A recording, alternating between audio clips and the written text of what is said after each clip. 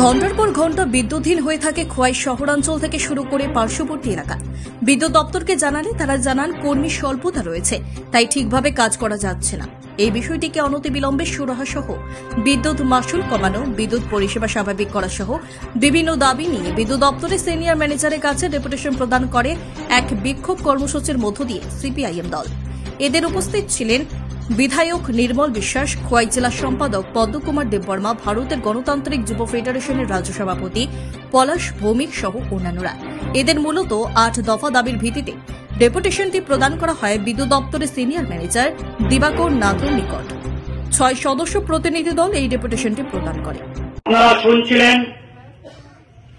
সারা রাজ্যের সঙ্গে আমাদের খোয়াই মহকুমাতেও বিদ্যুৎ পরিষেবা বেহাল অবস্থা।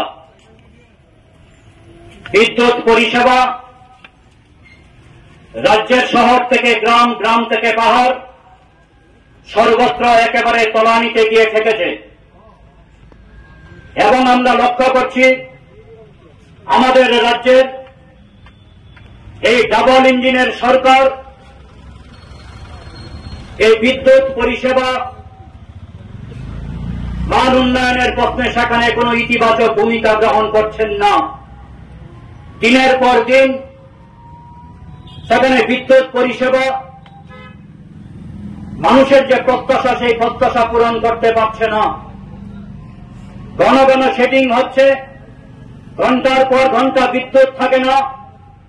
এমনকি হাসপাতালের মতন জরুরি পরিষেবা পর্যন্ত দীর্ঘ সময় সেখানে বিদ্যুৎহীন অবস্থায় থাকে। এই অবস্থা দীর্ঘদিন চলতে পারে না। আমরা ভারতের কমিউনিস্ট পার্টি মার্ক্সবাদীর পক্ষ থেকে কুম্ভ নিদ্রায় মগ্ন এই রাজ্য সরকারের প্রশাসন এই রাজ্যের বিদ্যুৎ নিগমের দরজায় কড়া নাড়বার জন্য আজ এখানে উপস্থিত হয়েছি। আমরা বলবার চেষ্টা করছি যে এই পরিষেবার মান উন্নয়ন করতে হবে, না হলে আগামী দিনে আমরা আরো তীব্র আন্দোলন গড়ে তুলতে বাধ্য হব। বন্ধুগণ, আমরা দেখেছিলাম একটা সময় আমাদের রাজ্যের পূর্বতন বামফ্রন্ট সরকার থাকাকালীন সময়ে ধীরে ধীরে পরিকল্পনা করে আমাদের রাজ্যের বিদ্যুৎ পরিষেবার মানকে উন্নত করবার জন্য সেখানে সরকার একের পর এক ইতিবাচক ভূমিকা গ্রহণ করেছিলেন।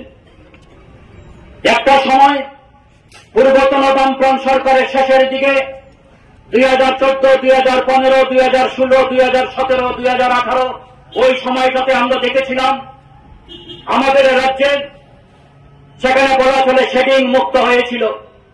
যখন রাজ্যের বামফ্রন্ট সরকার সেখানে পালাটানায় 726 মেগাওয়াট এবং তার আগে মনারচকে 105 মেগাওয়াট এবং এর আগে আমরা দেখেছিলাম বড়মুড়া, রুকিয়া এই সমস্ত তাপবিদ্যুৎ কেন্দ্রগুলি এবং নিপকুর সেই আশিনগরের তাপবিদ্যুৎ কেন্দ্রে, এমনকি ডম্বুরের জল বিদ্যুৎ কেন্দ্রেও সেখানে বিদ্যুতের উৎপাদন বৃদ্ধি করবার জন্য সেখানে ভূমিকা নিয়েছিলেন। এবং এর ফলে দেখেছিলাম আমাদের রাজ্যে একটা সময় বিদ্যুৎ সেখানে উদ্বৃত্ত হতো। আজও সেখানে বিদ্যুৎ উদ্বৃত্ত হয়, সেই বিদ্যুৎ বহির্দেশে বিক্রি করা হয়। এবং আমরা দেখেছিলাম 2014, 2015 সাল পালাটানায় তাপবিদ্যুৎ প্রকল্প চালু হওয়ার পর থেকে আমাদের রাজ্যে নিরবিচ্ছিন্ন বিদ্যুৎ পরিষেবা আমরা ভোক্তারা পেতে শুরু করেছিলাম। আপনি কি খুঁজছেন বিশুদ্ধ পানীয় জল? তাহলে আজই বেছে নিতে হবে অত্যাধুনিক প্রযুক্তি ও পরীক্ষা নিরীক্ষার মাধ্যমে প্রস্তুতকারী পানীয় জল একমি।